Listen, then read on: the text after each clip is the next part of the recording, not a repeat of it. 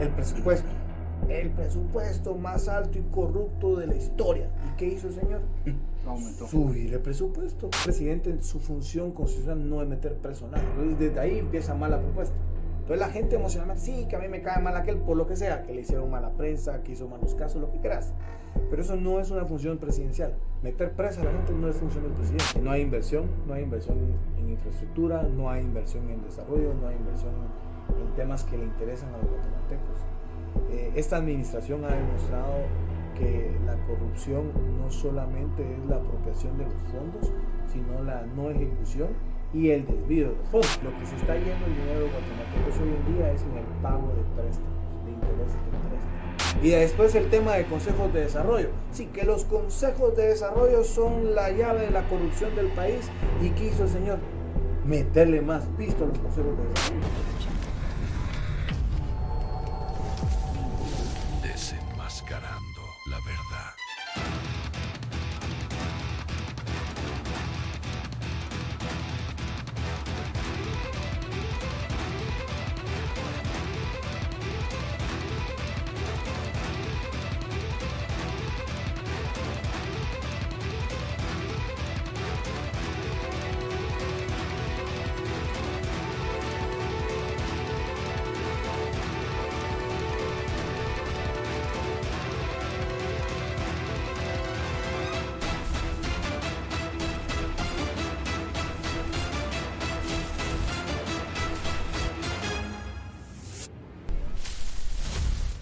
Los comentarios expresados en el programa son ajenos al noticiero El Vigilante.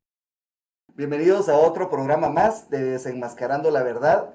Hoy tenemos el gusto de estar con el diputado Ronald Portillo. Ronald, bienvenido. Muchas gracias. Es un placer para nosotros tenerte acá. Muchas gracias. Contanos, esta es la primera vez que sos diputado. Sí, es mi primer periodo legislativo. ¿Cómo ha sido la experiencia? Contanos qué sucede ahí adentro. Bueno, es un tema bastante complejo, ¿verdad? Hay muchos retos. Creo que lo más complejo de entender es cómo funciona el ejercicio parlamentario en el tema de votos, ¿verdad? O sea, con ciertas mayorías que se ajusten, prácticamente uno a veces siente como que no puede hacer un cambio, porque si ya está tomada una decisión con la mayoría, es muy difícil incidir en el cambio de la decisión, ¿verdad? Eso lo puedo decir como temas de presupuesto, por ejemplo, los préstamos, que yo me quedé votando en contra, y uno pues busca con su discurso, narrativa o argumentación lograr cambiar esa incidencia de votos, pero es prácticamente imposible, ¿verdad? ¿Pasa dinero abajo de la mesa en el Congreso, sí o no? Bueno, eso sí no me consta, pero imagino que habrá algún tipo de intereses ahí que intercambian, ¿verdad? No solamente económicos. Recordemos que los congresos son ese epicentro de negociación política. Pueden haber temas desde proyectos de gobierno hasta nombramientos, etcétera, ¿verdad? Creo que eso es parte de la dinámica parlamentaria. Ahora, dinero, eso sí no podría decirte si pasa, pero ¿Nunca te han ofrecido algo debajo de la mesa? No, a mí gracias a Dios no me han ofrecido nada de esa parte, ¿verdad? Si algún día pasara, ¿qué harías? Es bien complicada, ¿verdad? Porque uno, pues, si se va a lo estricto de la ley, tendría que denunciar si es que es algún tema ilegal o irregular, ¿verdad?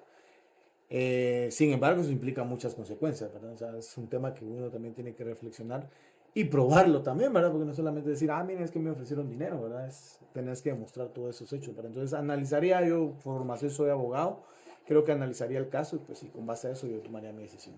¿Qué leyes has promovido desde el Congreso? Mira, yo en este momento me encuentro en la Comisión de Economía. Ahí en la Comisión de Economía hemos trabajado iniciativas de ley orientadas al desarrollo económico, a la inversión pública. Yo creo que los estados, los países deben de ser garantes de la seguridad, de la inversión y de la justicia en los países. Entonces hemos promovido diferentes leyes, como la ley de infraestructura vial prioritaria. Ahorita tenemos precisamente sesión para analizar la ley de puertos. Y propiamente me he enfocado en temas de seguridad. Fui de los principales promotores e impulsores de la ley en contra de las pandillas o declararlos como terroristas desde el Congreso de la República. Iniciamos con el punto resolutivo hasta que logramos una ley ya para el combate frontal a estos grupos. Y también pues junto a grupos cristianos hemos promulgado el Día Nacional de la Biblia también, que es una iniciativa que también hemos estado trabajando, ¿verdad? Ok, este es el momento en el cual Quique, el positivo, se quita la máscara cuando encuentra congruencia en algo de lo que dice el entrevistado. Siempre le recuerdo a la audiencia, no es que esté metiendo las manos al fuego por el entrevistado, pero tenemos un punto en común. Eso de promover el Día de la Biblia, yo personalmente estoy totalmente de acuerdo porque es parte de la libertad de poder expresar tu creencia. Claro. Cosa que en otros países ya no se puede. No. Y fíjate, Quique, que tocas un tema muy sensible. Hoy el cristianismo está siendo perseguido. Socialmente, culturalmente. No hemos llegado, gracias a Dios, a casos extremos como sucedió en África, donde literalmente asesinaban a cristianos por grupos radicalizados de otras religiones. Pero sí ha existido una censura. Y hoy incluso promover temas como el Día de la Biblia o promover que se reflexione sobre este libro puede ser un Odio ataque. religioso. Exactamente. Se puede convertir en una especie de odio, ¿verdad? Yo lo he vivido, lo he visto. Cuando se promulgó el Día de la Biblia, pues hay los grupos de izquierda, hay que decirlo, ¿verdad? Principalmente, que están en contra de este tipo de propuestas, empezaron a radicalizarse y a atacar en diferentes espacios de redes sociales principalmente. ¿Sabes cómo está la situación en Inglaterra respecto a eso? Sí, Inglaterra tiene una situación bien complicada. Están apresando incluso a pastores por predicar o profesar, por ejemplo, el versículo de Romanos 8, donde habla de la homosexualidad y el pecado, ¿verdad? También están persiguiendo a la gente. También, por ejemplo, he escuchado casos de mujeres que se han puesto a rezar. No hacen nada más que ponerse en una esquina y a rezar frente a una clínica de aborto. También las llegan a encarcelar. Entonces, sí hay una persecución bastante compleja para la población cristiana en estos países. En Canadá también es un caso, ¿verdad? Hay pastores que han sido encarcelados también en Canadá. Es súper delicado porque se habla de la libertad de expresión, pero por ejemplo, estás en Inglaterra, no puedes levantar una bandera de Inglaterra, porque entonces es un lenguaje de odio. Pero viene alguien, levanta una bandera musulmana y no hay ningún problema. Y no tengo nada en contra de los musulmanes, no tengo nada en contra de la inmigración, pero sí en contra de la discriminación. Y discriminación en tu mismo país es lo mismo que pasa en Cuba cuando el cubano no puede ingresar a ciertos locales por ser cubano, pero el extranjero sí. ¿Dónde quedó entonces su comunismo? Sí, efectivamente el tema se ha radicalizado en contra de la familia tradicional, en contra del tema de la vida, en contra del tema de la fe cristiana, y llegó un momento de censura. Quizá no es que saliera una ley para censurarte, pero las acciones que hacían los gobiernos era orientarte a que no hablaras de cristianismo, no hablaras de familia, familia tradicional, si lo quieren ver así, papá, mamá e hijos, ¿verdad? Que es básicamente el fundamento de la sociedad moderna. Y eso es lo que muchas veces no nos ponemos a reflexionar. Las sociedades más desarrolladas, modernas de hoy en día, son sociedades inspiradas en principios cristianos. Europa, Estados Unidos, ¿verdad? Y hoy, lamentablemente, no se puede hablar de ese tema sin que exista una consecuencia legal o social. Te felicito por haber tenido esa iniciativa del Día de la Biblia. Gracias, muy amable, Kiko. Ronald, una pregunta. ¿Hay alguna iniciativa de ley o hay una ley que por medio de eufemismos proteja las redes sociales, pero que al mismo tiempo haga censura? Es que había una preocupación en algunos espectadores sobre esos temas, si había una ley que pudiera censurarte en nombre de la protección del ciudadano. ¿Hay algo parecido ahorita en el Congreso? Fíjate que han existido propuestas que han generado esas alertas. Una fue la denominada ley antimemes, que se volvió muy viral el tema, donde prácticamente había un parlamentario que proponía sancionar si se hacía una especie de sátira o de burla en contra de funcionarios públicos, ¿verdad? Pero no ha avanzado en el Congreso, no ha tenido eco. Y otro tema donde siempre somos muy cuidadosos es en el tema de la violencia en redes digitales o violencia digital que le llaman hoy en día, que a veces se incorporan ciertos términos que podrían interpretarse como una restricción a la libertad de expresión en estas plataformas digitales. Hoy hay que decirlo también, ¿verdad? Por ejemplo, en el tema de ciberseguridad, que está muy de boga, También estamos muy atentos porque hay ciertas palabras que podrían interpretarse como leyes mordaza o leyes de censura, principalmente cuando se habla de la regulación de plataformas digitales, ¿verdad? Entonces, hay iniciativas que están buscando regular ciertos temas que a veces tienen contenido que podría interpretarse como una especie de censura.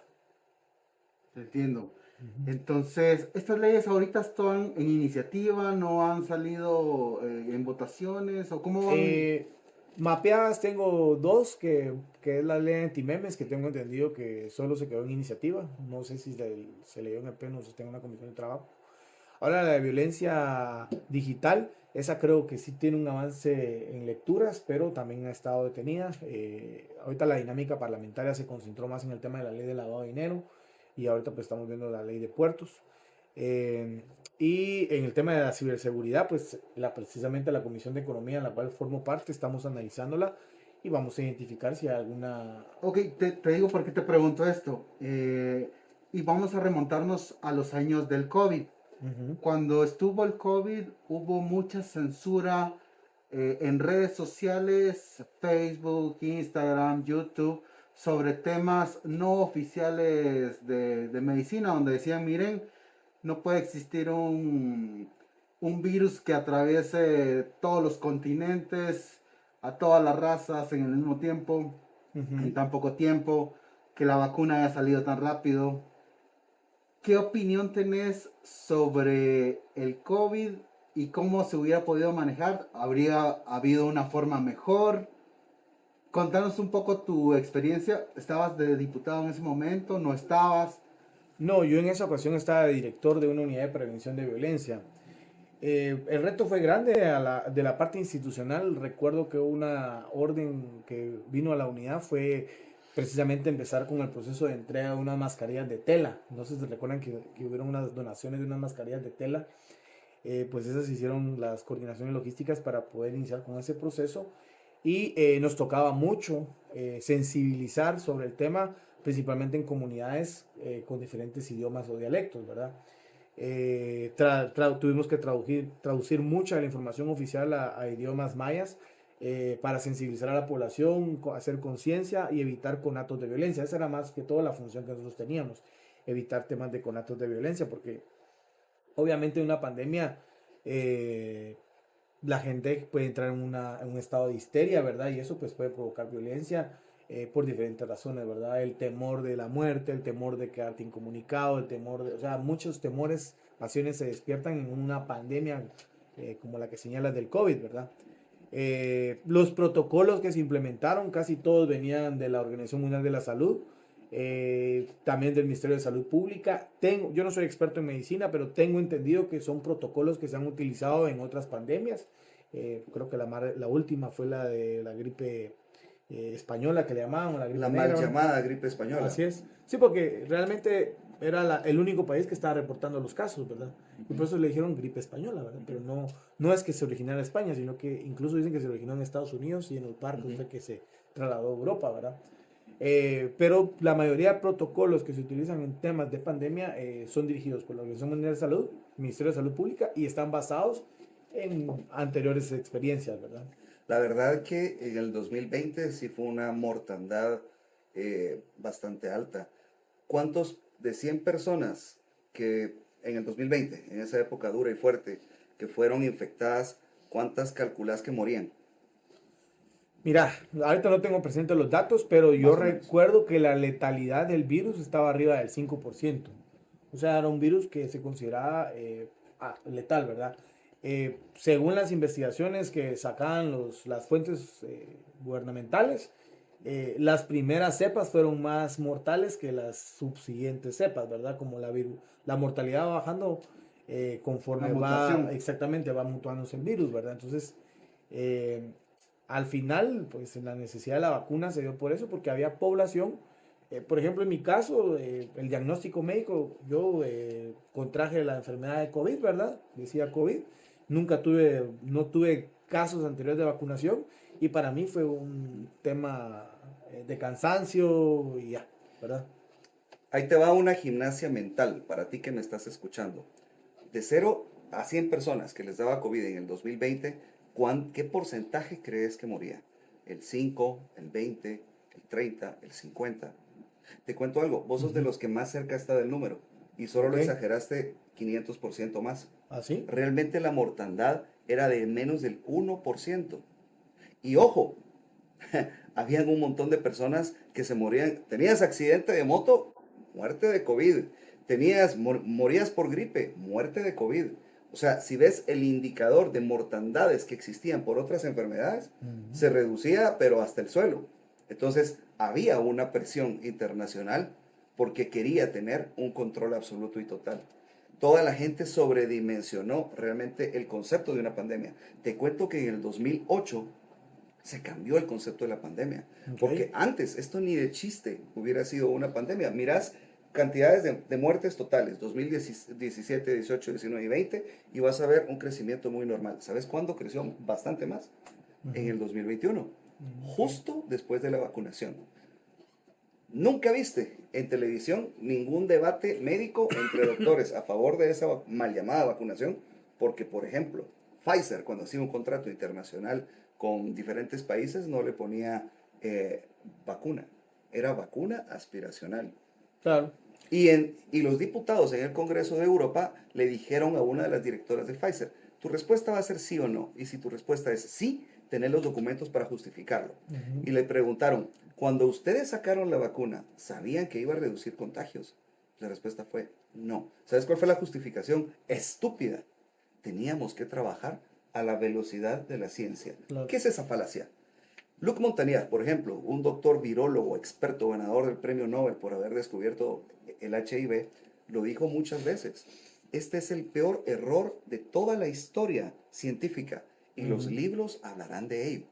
Seguido al número de millones de vacunados, vendrá el número de muertes. 2021, ¿te diste cuenta o percibiste la cantidad de deportistas de alto rendimiento que murieron mucho más que en años anteriores? Fue groserísimo. ¿A qué le echamos la culpa? A la proliferación de los gays, a que eruptó un volcán y eso hizo que la gente muriera, el cambio climático, o habrá sido que todos se inocularon una sustancia que no estaba aprobada y que era una terapia génica. Mira, yo la verdad que con el tema de la vacuna lo manejo de que pues cada quien en su libertad podría acceder al medicamento si gusta o Pero no no. fue así, porque las empresas te obligaban. Te Sí, decían, si no te vacunas, no puedes trabajar acá. Y lo hizo el gobierno también. creo que la mayor restricción fue en temas de movilidad. Por ejemplo, la gente, yo escuché casos de gente que quería viajar a los Estados Unidos de América, tenía que tener cierto tipo de vacunas, ¿verdad? Ciertas marcas. Guatemala, la primera que entró, no entraba en ninguna de esas categorías de marca, entonces hubo gente que tuvo que vacunarse con otras vacunas para poder ingresar a Estados Unidos, por ejemplo. Igual Europa. Ahorita lo que te podría decir es, fue un tema de pandemia. Es bien difícil medirlo todavía, ¿verdad? Porque es muy reciente. Creo que, como tú dirás, la historia y los libros y las investigaciones científicas nos aclararán qué pasó en ese momento. Yo te soy muy sincero, al momento no tengo muy claro. Ujú.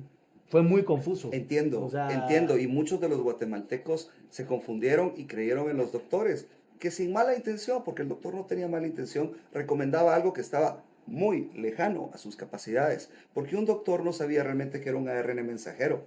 Un doctor, por ejemplo, la mayoría no sabe ni siquiera qué es VIRUS en Estados Unidos. VIRUS es el referente, existe desde los años 70 y VIRUS es donde vos, por ejemplo, pones un reporte VIRUS donde si sos doctor, crees que hubo un daño adverso después de una vacuna, lo pones como un reporte VIRUS. El 5% apenas de los doctores de Estados Unidos saben lo que es VIRUS. Por lo tanto, no es la FDA, es otro, ahorita me voy a recordar. Los CDCs dicen de que todo lo que VIRUS te reporta es apenas el 1% de lo que es. Por 70 vacunas en años anteriores, VIRUS te reportaba de 200 a 300 muertes. Pero en el 2021, por 4 vacunas, te reportó 23,000 muertes. Si eso es el 1%, son 2.3 millones de muertes inmediatas. No estamos contando los daños posteriores. La miocarditis, la pericarditis, todo eso subió a unos niveles estratosféricos. Algún día vamos a tener aquí debate entre doctores a favor Sería interesante. y en contra, y con gusto te invitamos para que lo veas. La Sí. pregunta de esto es bien importante, ¿sabes por qué? Porque nosotros como guatemaltecos tenemos que exigir que tengamos la libertad. Ahí se aplica mi cuerpo, mi decisión. No tiene que ser mi patrono, no tiene que ser el gobierno el que me va a decir qué me voy a poner adentro de las venas o qué no, ni limitar mi movilidad por ello, al menos dentro del país, dentro de la soberanía guatemalteca. Mira, aquí en Guatemala yo recuerdo que la vacunación nunca fue obligatoria. O sea, la gente se vacunaba si quería. Lo que generaba eran limitaciones en movilidad con los cordones de salud pública. Como te digo, mucha gente se vacunó. Te lo digo porque fue la misma discusión que hubo en el Congreso cuando se aprobó la ley de vacunación. O sea, ahí mismo se quitó que la gente tenía la libertad de decidir si se vacunaba o no. Yo O sea, estuve sentado con el diputado oponente de la ley en esa época y en el artículo 2, creo yo, decía, es voluntaria, pero después, en letra chiquita, te decía, salud y educación te pueden pedir tu cartilla de vacunación. fue Entonces, una de las discusiones que entonces yo le existió dije, sobre el tema. nosotros Sí. hicimos esas marchas, hicimos esa manifestación en contra y creo que se logró cambiar. Incluso en Estados Unidos hay casos registrados donde se les exigió a personas vacunarse, demandaron y ganaron la demanda.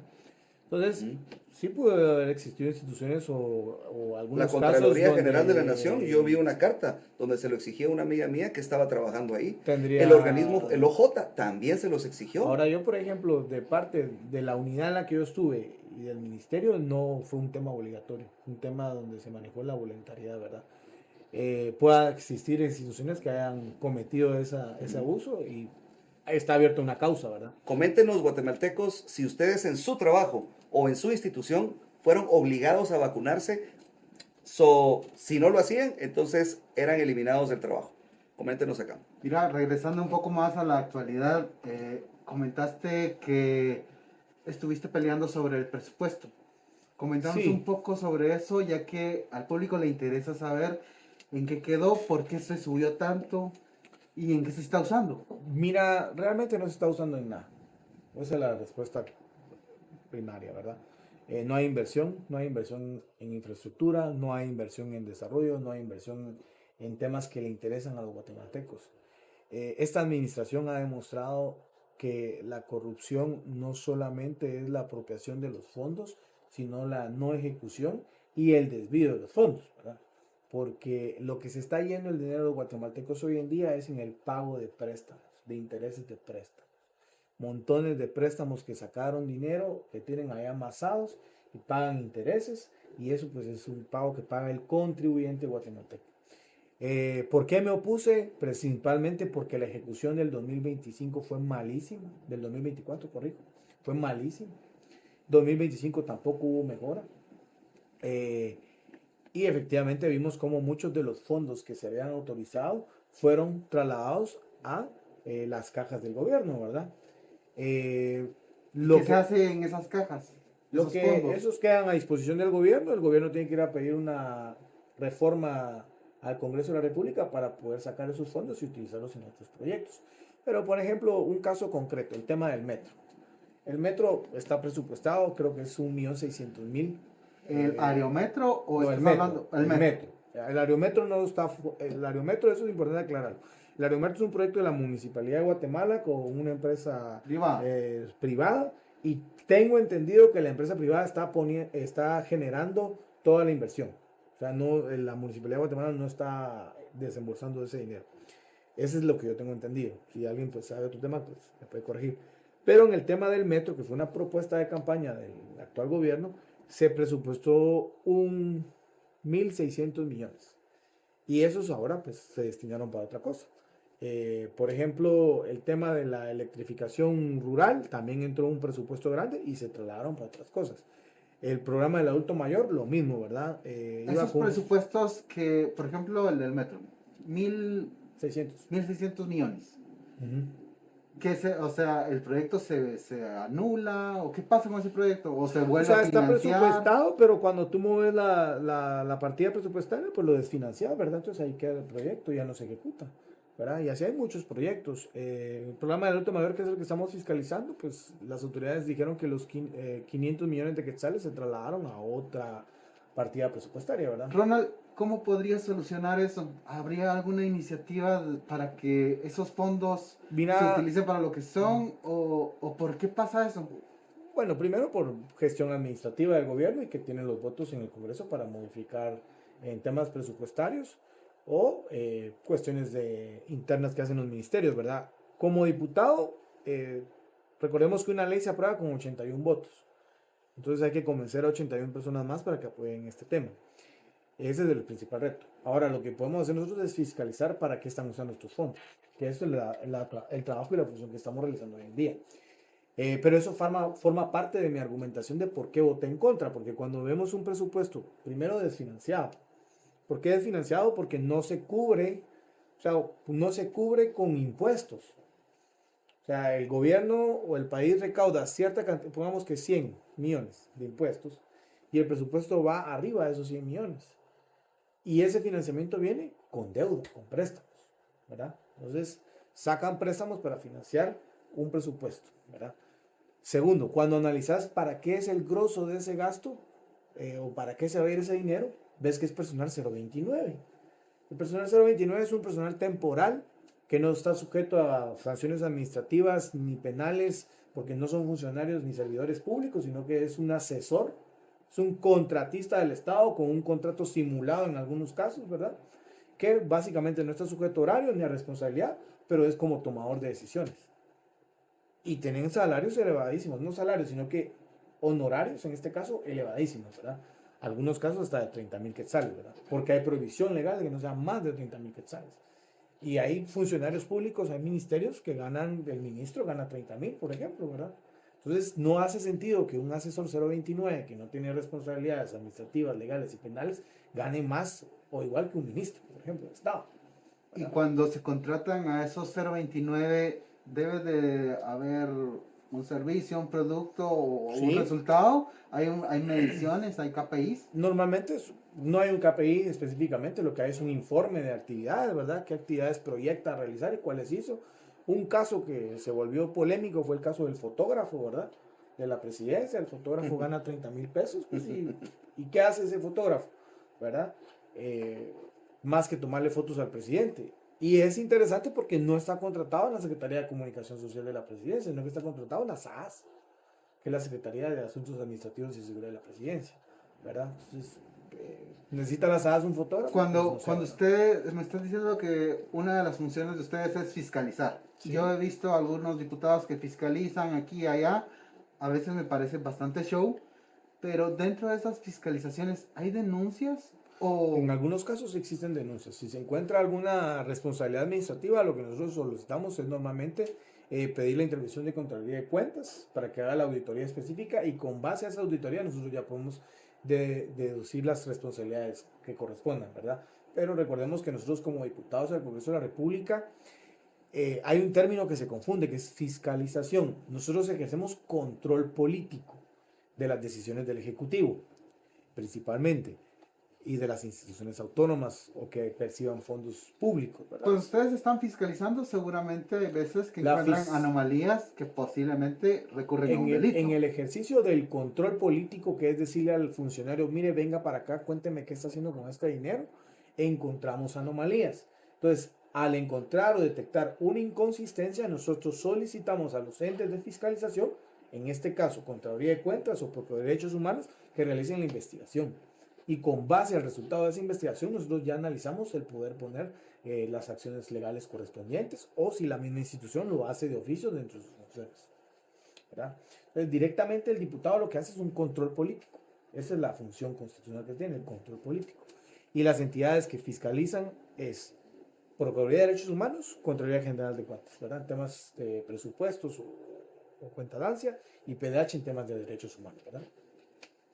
Entrando un poco a la coyuntura política, ¿qué pensás de el nuevo fiscal? ¿Qué pensás de la fiscal anterior? Contanos tu opinión. Mira, yo como abogado trato de no opinar sobre temas judiciales, ¿verdad?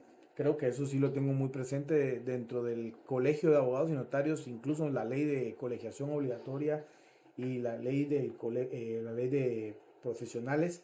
habla de que nosotros no podemos extender opinión sobre funcionarios judiciales, ¿verdad? Entiendo. Y para mí ellos pues son abogados, son colegas, forman parte de un sistema acusatorio que es el que tiene Guatemala, y ellos deben de enmarcar su función dentro de la Constitución Política de la República. Con base a eso los podemos medir, ¿verdad? Si sus funciones fueron orientadas en ese sentido, creo que ahí se puede calificar si fue buena o mala su gestión, ¿verdad? Sí te puedo hablar de gestiones más polémicas como fue la de Telma Aldana, ¿verdad? Donde sí básicamente se vivió una sensación de persecución judicial junto al aparato de CICIG. Eso no lo digo yo, lo dicen diversas personas, ¿verdad? Donde se criminalizaba, incluso hasta se hacía mofa. Se hacía mofa, buscar videos en internet, se hacía mofa de, ya viene jueves de CICIG, decían, ¿verdad? Jueves negro. Jueves negro, ¿verdad? O jueves de CICIG, Sí. ¿verdad? Y se reía, ¿verdad? Y decía, hay algunos que no van a dormir tranquilos. Eso no lo puedes esperar de una fiscalía, ¿verdad? Porque eso es desnaturalizar la función judicial. Y eso es algo que tenemos que recordar los guatemaltecos y tenemos que evidenciarlo. Porque ese fue el problema del famoso, cuando habláis del famoso péndulo político, ¿verdad? ¿Quién radicalizó ese péndulo político? Fueron ellos. Y lo puedes ver con las reformas que hicieron. ¿Quién es el responsable de las reformas del Ministerio Público que después se quejaba? Ellos. ¿Quiénes fueron a proponer ahí que los diputados fueran independientes y no pudieran formar comisiones, ni jefes de bloque, ni presidencias, si no tenían un partido? Ellos, ¿verdad?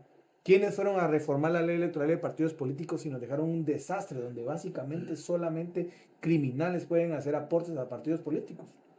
¿Por qué? Porque persiguieron a todos los empresarios que financiaban algún partido. Fueron ellos. ¿Y por qué? Porque se alían a grupos extremistas, radicales, que utilizan sus fondos y dineros para pervertir el sistema, ¿verdad?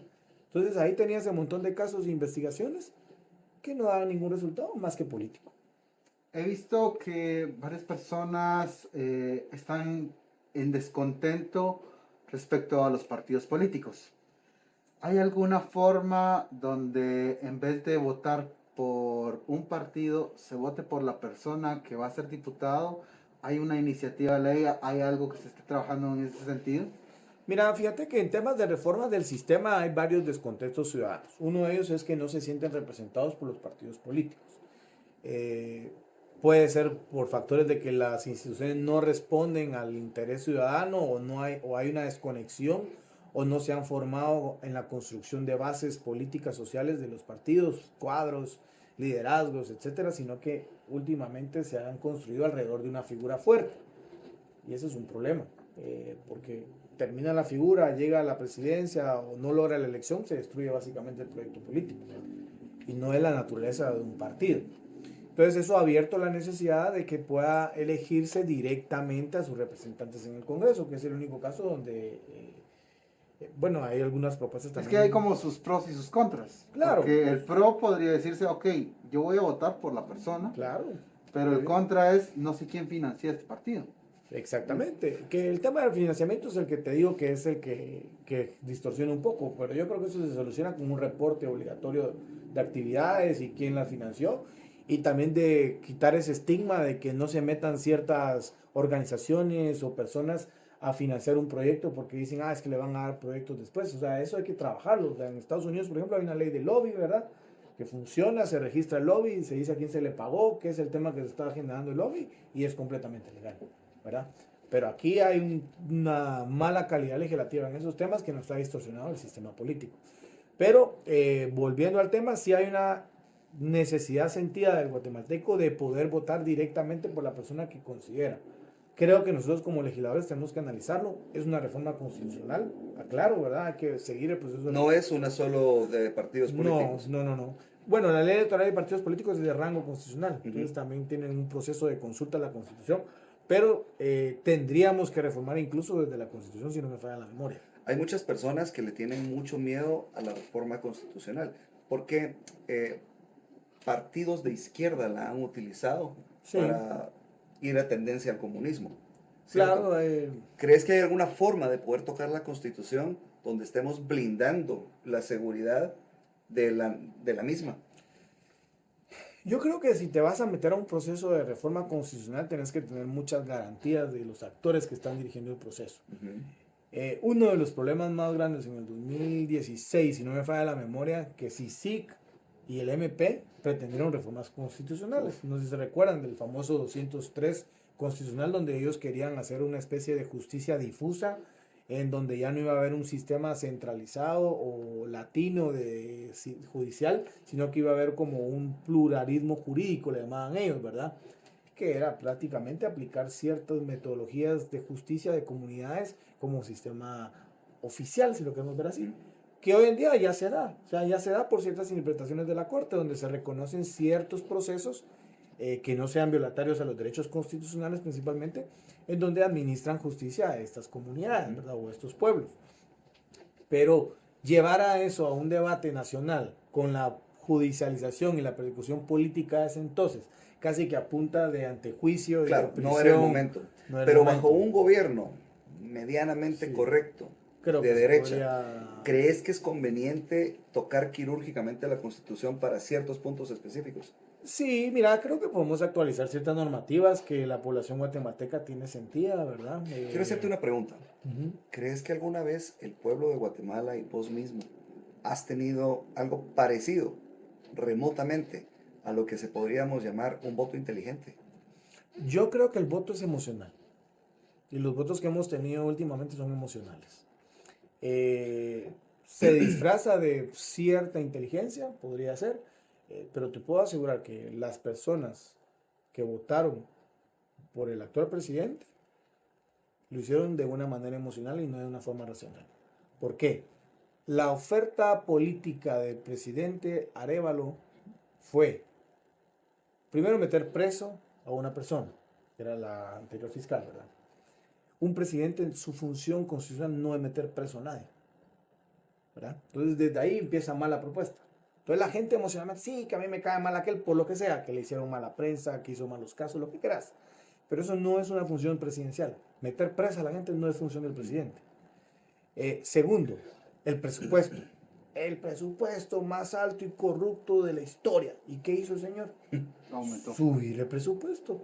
Y después el tema de consejos de desarrollo. Sí, que los consejos de desarrollo son la llave de la corrupción del país. ¿Y qué hizo el señor? Meterle más pisto a los consejos de desarrollo. Conclusión, todo lo que prometió no lo cumplió. Exactamente. Entonces te pregunto, Pero no Sí. hubo reflexión del va, electorado. pero si agarramos los últimos 20 gobiernos, 30 Ujú. gobiernos, ¿qué porcentaje de lo que han prometido vos crees que realmente han cumplido? Muy poco. Realmente muy ¿Cuánto le poco. pondrías a ojo de buen cubero? Mira, yo calculo que un 30%. Porque realmente hay que, y ahí es donde podríamos analizar si el problema es un problema sistémico, es decir, quienes ocupan los puestos medios de las administraciones públicas, el reto que tenemos con los sindicatos, por ejemplo, ¿verdad? Muchos de los problemas en instituciones del tema sindical, que aclaro y digo de una vez que no es que yo esté en contra de los sindicatos, yo creo que es una figura que bien manejada puede ayudar a la construcción de ciertas políticas laborales, ¿verdad? Pero hoy en día no es una realidad que está distorsionada, ¿verdad? Guatemalteco, ¿qué porcentaje creen ustedes que nos han cumplido los gobiernos anteriores? Yo estaría entre el 10 y el 15, entre el 5 y el 15 estaría más o menos. Vos estás en el 30, pero agarremos el 30. Si yo soy constructor y vos me das el 100% del dinero para construir tu casa y habladito yo te cuento de qué tamaño va a ser, de qué grosor es las Ujú. columnas, pero al final te entrego el 30% de lo que te prometí, Claro. merecería ir a la cárcel porque Sí, te estafé. sí, hay una fraude en el... Nosotros como sí. guatemaltecos entregamos el 100% de nuestro voto y no podemos cobrar ni siquiera el 30% de las promesas. Eso no es un voto inteligente. Ahora, ¿qué pensarías de una ley? Obviamente habría que tocar la Constitución que se llame contrato electoral, en Ujú. donde si tenés los pantalones para tirarte a presidente, a diputado, a alcalde, a vicepresidente, vas a hacer un cronograma cuantitativo de Claro. tus entregables. Y, por ejemplo, puede variar, pero por ejemplo, si en un trimestre entregaste arriba del 80% de lo que prometiste, estás en verde. Ujú. Si abajo del 80 estás en rojo. Si en un año no cumpliste dos y llegó el 31 de diciembre y no borraste alguno de los rojos, tenés que renunciar. ¿No sería correcto? ¿No haría que los siguientes políticos vengan y hagan una estructura más real, contraten verdaderos técnicos y no nos den paja, como decimos en Guatemala. Mira, eso se escucha genial, ¿verdad? Pero lo que sí te quiero decir es que si no se involucra a la población, no solamente en el sufragio, en la formación ciudadana, Ujú. porque esa es la pregunta, ¿qué tipo de ciudadanía estás llevando a votar? Ujú. ¿Y quién es el más popular ahora en elecciones? Por ejemplo, ¿quién es el que mayor intención de voto podría tener en este momento? Eso sí, no sé. ¿Verdad? El que maneja las redes sociales. Exactamente. Yo te puedo garantizar que, o no garantizar porque no tengo la data, pero puedo suponer que el último proceso electoral fue un proceso que no se razonó ni se pensó en las propuestas que estaban votando. Quiero hacerte una pregunta, pero antes quiero concluir. ¿Sí apoyarías una ley en donde el pueblo tenga el poder de despedir a quien contrató y no cumplió? Sí, por supuesto. El pueblo tiene Excelente. la... Si la- tuviera otra máscara, me la vuelvo a quitar. Eso es congruencia. Sí, no, obviamente nosotros estamos para servir a la población, ¿verdad? Y el electorado espera respuestas de su voto. Em, pero lo que estamos viendo hoy en día es que la gente está votando por la sensación de respuesta inmediata, ¿verdad? ¿Quién es el candidato que más ofrece, el candidato que aparentemente más da en campaña? Y ya no se está votando por proyectos. Y ese es un problema que tenemos que corregir. ¿Quién te da tu laminita? Mire, población, acepten todo lo que les den, pero voten por el que menos les ofrezca, porque ese es el menos corrupto. O sea, te ofrecen lámina, aceptala. No, pero- Te ofrecen agua, un garrafón, un biodigestor, tómalo. Pero no votes por ese, porque ese no te va a cumplir. Y aparte las propuestas que hacen, ¿verdad? O sea, por ejemplo, las últimas campañas la propuesta ha sido meter preso a alguien, pero no hay una propuesta de resolver una problemática pública, que es lo que estamos viendo en toda Latinoamérica, por ejemplo. ¿Por qué Latinoamérica se está volcando a propuestas donde se ofrece recuperar lo más esencial del Estado, que es la seguridad? Ujú. Porque le metieron tanto al gobierno, o sea, el gobierno es el que entrega bolsas, el que da lámina, el que da no sé qué, el que hace cuánto, pero no da seguridad. Ronald, ¿hubo fraude o no hubo fraude? ¿Qué crees? Mira, yo creo que ese es un tema que quedó en investigación, ¿verdad? Está en un proceso, hay una carpeta judicial. Eh, no he visto el acto conclusivo de esa investigación. Lo que sí te puedo decir es que hay un descontento ciudadano con el sistema político en general. Lo que vimos fue resultado porque básicamente no aparecía ni en encuestas, ¿verdad? No aparecía ni en encuestas, ¿verdad? Entonces yo sí supongo que si creció fue porque no había una propuesta que llenara las expectativas de los guatemaltecos y dijeron, bueno, ese es el menos peor, ¿verdad? Quiero Alejandro, ¿el MP Solo dio alguna resolución? Sí, el Ministerio Público ha metido presos a varias personas por Tema de ilícitos dentro de las elecciones. No significa que se haya concluido todo, pero sí hay personas ya condenadas. Pero yo quiero ponerte en una posición donde hoy Latinoamérica se está ganando la derecha por varios motivos, pero una de las posiciones que dicen varias personas es de que porque USAID dejó de financiar grupos extremistas. Y te lo pongo así porque se dice de que USAID financió cierta parte de los bloqueos que hubieron con los 48 cantones. ¿Qué pensás de esa situación? ¿Crees de que el péndulo va a regresar? Porque la izquierda está gobernando hoy. ¿Crees que va a regresar a la derecha? Yo creo que va a regresar a las propuestas que ofrezcan seguridad a la población. Muchos de estos países con corte progresista descuidan el tema de seguridad pública y vemos los niveles de violencia que hay. Pues hoy México, por ejemplo, prácticamente está sumido en la narcocriminalidad. Lo mismo pasó en Venezuela, lo mismo estaba pasando en Colombia. En Estados Unidos también el voto se fue orientado al tema del orden, ¿verdad? Nos guste o no las políticas del presidente Trump en temas migratorios, era una necesidad sentida del ciudadano americano. Ya estabas viendo casos de decapitados en barrios de los Estados Unidos, ¿verdad? Entonces, obviamente la población está votando por propuestas que garanticen ese orden. Y escuchas, por ejemplo, un Abelardo de Colombia donde te dice frontalmente, yo le voy a bombardear a los delincuentes. La gente quiere eso, que la gente quiere seguridad.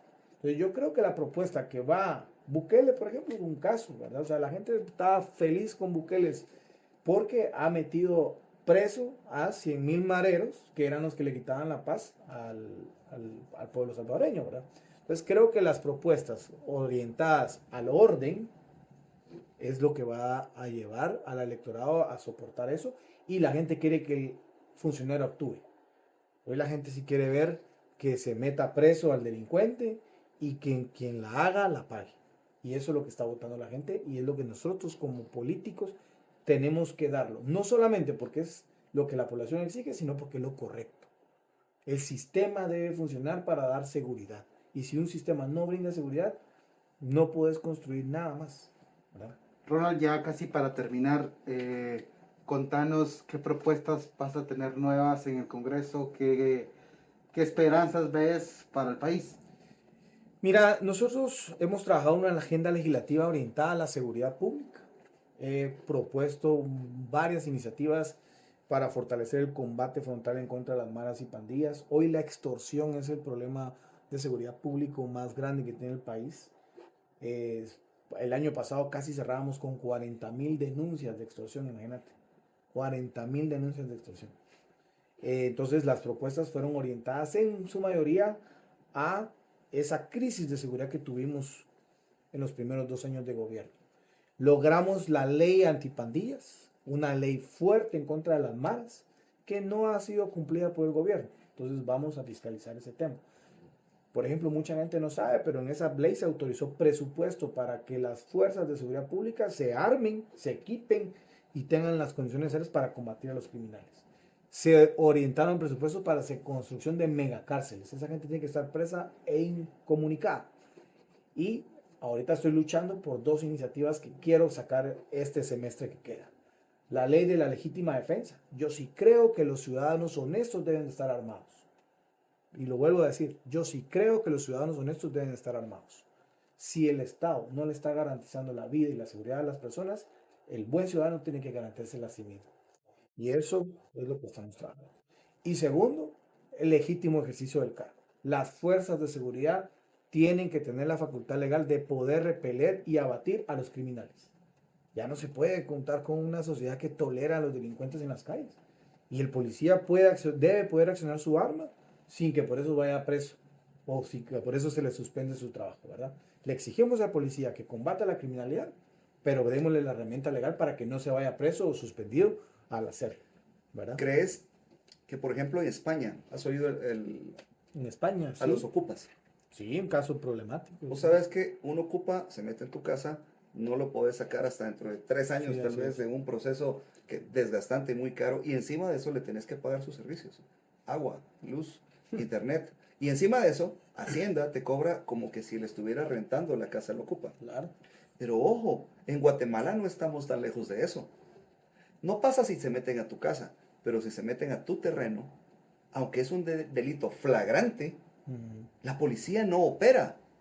Tienes que hacer el mismo proceso de un ocupa. Sí, desahucio y todo. ¿Cómo se hace para Y- que eso cambie? Porque te- eso no legitimiza la propiedad privada. Sí. Nos pasa lo mismo que nos pasa en España con los ocupas en los terrenos y fincas. Es que avance un poquito más la Agenda 2030 para que eso se dé, porque, ojo, aguas con las leyes. Vos lees los 17 ODS de la Agenda 2030 y se ven buenísimos. Sí. Nadie está en contra de eso, pero las letras chiquitas, Es el el cómo lo contrato operan, pequeño. el truco globalista, ahí es donde ves las grandes diferencias. ¿Cómo puedes verlo? A través del futuro. Mira los países que le empezaron a implementar y ahí te das cuenta hacia dónde vamos a llegar. Claro. Por eso, guatemaltecos, es que tenemos que estar atentos. Yo sé que muchos ya no queremos ser políticos, yo nunca había votado. ¿Por qué? Porque creo que el voto no sirve si no es bajo un contrato real. Somos apáticos a la política, pero si no nos metemos de lleno en la política, otros van a tomar las decisiones que nosotros no vamos a poder hacer y simplemente vamos a ser llevados por la ola. Ok. No, Algo sí. se puede hacer para evitar esas invasiones. Sí, mira, lo que tú decís, por ejemplo, mira, en el 2016, cuando estaba la fiscalía esta yo lo recuerdo porque en el 2019 tuve la oportunidad de ser compañero de fórmula en una elección a diputado con una licenciada que en paz descansa, que se dedicaba mucho al tema de las desocupaciones de fincas, ¿verdad? Pues el caso de Zipacate, por ejemplo, que acaba de suceder hace unos días, con pobladores le prenden fuego a un equipo de seguridad que supuestamente iba a desalojar una finca. Eso no puede estar pasando en un país de Estado de Derecho, ¿me entendés? ¿Qué hacemos? Tenemos que reforzarlas. Mira, yo soy de la opinión de que la vida, la propiedad y la libertad son los derechos fundamentales de toda sociedad. Uh-huh. Y todo el aparato estatal debe estar diseñado para garantizar esos derechos. Y la ley dice que es delito flagrante. ¿Qué hacemos para que las fuerzas de seguridad hagan lo que tienen que hacer? A eso iba. El Ministerio Público, no sé si recuerdo si fue el de Tel Maldana o de Claudia Paz y Paz, uno de esos dos ministerios públicos, generó un protocolo de actuación para el tema de desocupación de fincas. Entonces, previo a poder aplicar el tema del delito, porque hay un delito de usurpación, ¿verdad? Entonces, previo a ocupar ese delito de usurpación, se iban al tema de desocupación a una causa civil, ¿verdad? Pero incluso antes de Tel Maldana ya pasaba esto. Por eso te digo, no recuerdo si fue Claudia Paz y Paz o Tel Maldana. Una de esas dos hizo... Siempre el tema de invasiones no es fácil de resolver y simplemente debería ser ejército. Vamos pues, eso con todo. Eso es otro tema interesante que estás tocando. Yo sí creo que el ejército debe intervenir en funciones de seguridad pública. Por supuesto. ¿Verdad? Y eso es donde...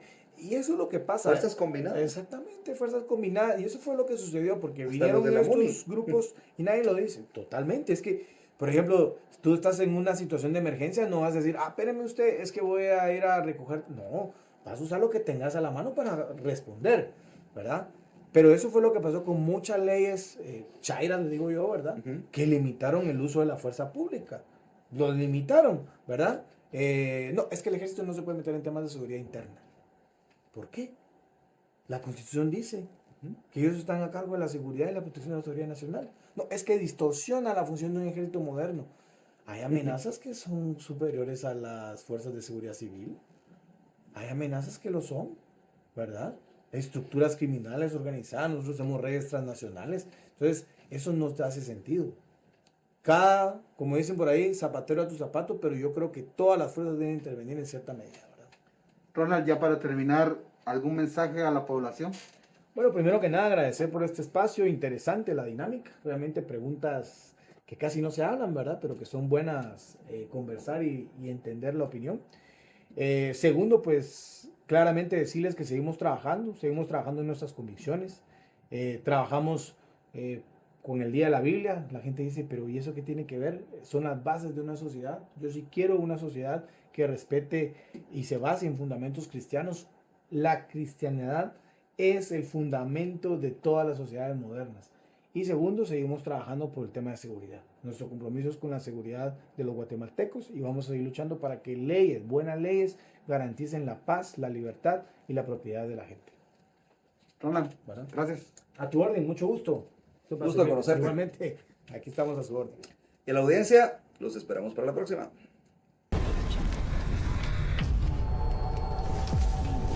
Desenmascarando la verdad.